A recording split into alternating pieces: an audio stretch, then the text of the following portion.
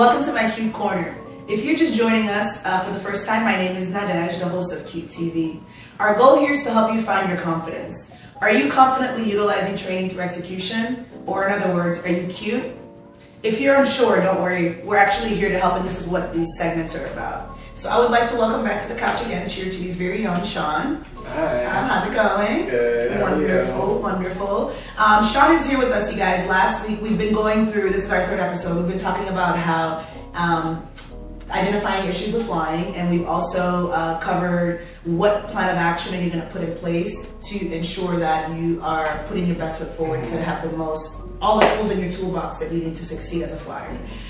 So for this week's episode, we're actually going to talk about another component of the stunt that affects a flyer's confidence, for the best or for the worst, and that is words of success, right? So when you're in a stunt, you're in a practice, you have a lot of different other components that come into play, not just the flyer. You have the bases, back spots, you have your coaches, assistant coaches, and what ends up happening during the stunt, and I'm sure you'll agree, a lot of people have a lot of opinions about what a flyer needs to do to improve the success of a stunt. Yes. So today's episode is going to focus on words of success. And the things that we're going to kind of be discussing in this episode are going to be, how are your bases helping or hurting you in the stunt?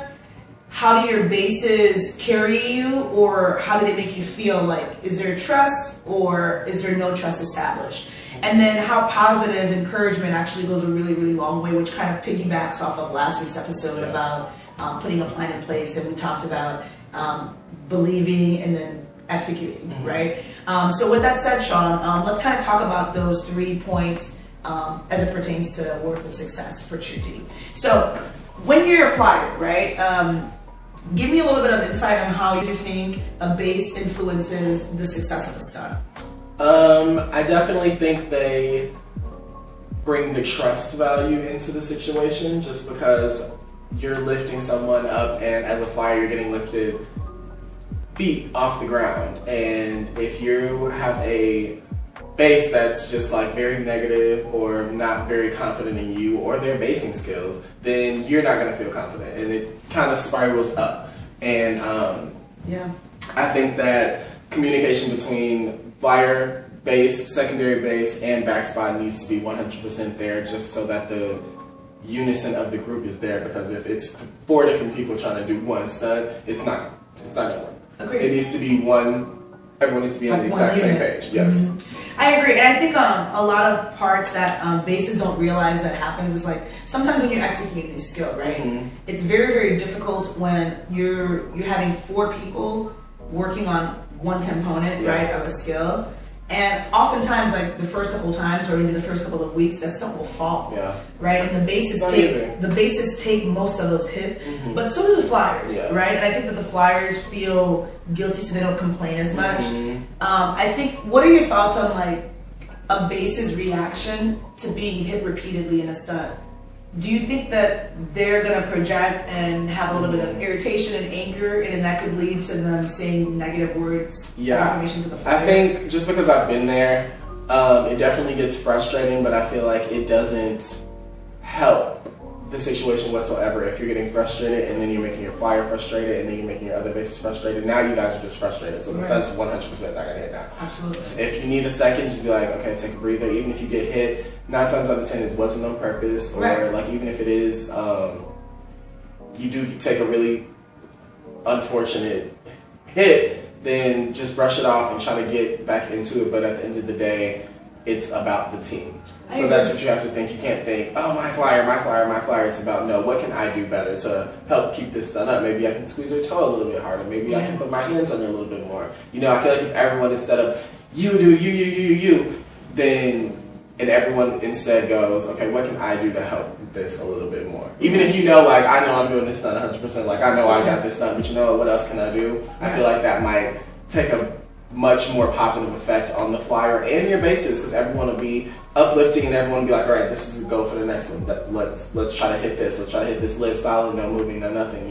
Even if it's a prep, same exact thing goes into play, no matter what. Yeah, the mentality doesn't change from skill to skill. I think that one thing that was interesting for me when I was a collegiate flyer, I actually had a coach who was a very big jokester, and one thing that he used to do to me that definitely lowered my self-confidence was he would make jokes. Like, I was a very built young girl, like I had 8-packs, super muscular, had a big butt, big chest, and he would always make fun, like, if I would fall out of a skill, he'd be like, get your big butt back up there, and I'd be like, oh my god, my butt is big. So then, like, there was like the image issue. Yeah, there was the image issue, and then I would always feel like I was too heavy to be in the air, even though I was underneath three humongous men, or two, etc. But like, joking around, people don't really necessarily think that it affects a person or impacts their mentality, but it definitely impacted me. And then there was a time where I didn't even want to fly anymore because I felt so conscious about my weight and my body image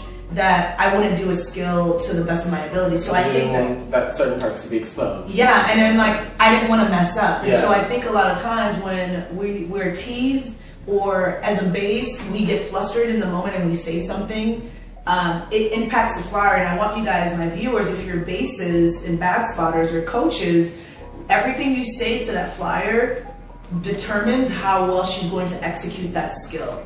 So really, the only thing that you should say to a flyer, because you should assume that she's always trying. Nobody goes up there and tries to fail on purpose, right? Exactly. And as a former flyer, I'm telling you, we want to go up there and hit it as perfectly as we can. The first time, if you get the little first one jitters out of the way, that's okay. But then, like, I feel like that's natural for everyone. Absolutely, and we're our own worst enemy, and we're our worst critic. So we're already judging ourselves on that skill and what was wrong before we even come down.